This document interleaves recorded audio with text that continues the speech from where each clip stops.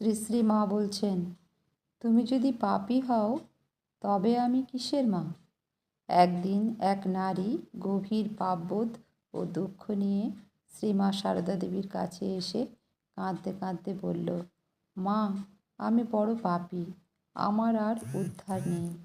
শ্রীমা স্নেহ করে তার দিকে তাকিয়ে শান্ত কণ্ঠে বললেন, তুমি যদি পাপী হও তবে আমি কিসের মা?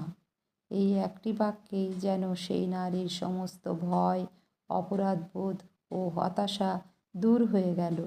শ্রীমা তাকে বোঝালেন, মা কখনো সন্তানের পাপ গণনা করেন না। সন্তান একবার মা বলে ডাকলেই মায়ের করুণা উথলে ওঠে।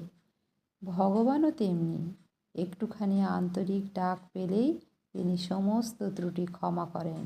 এই কাহিনীতে শ্রীমার অপার দয়ার স্বরূপ ফুটে ওঠে। তিনি কাউকে বিচার করেননি, দোষ দেখেননি, শুধু মায়ের মতো আশ্রয় দিয়েছেন।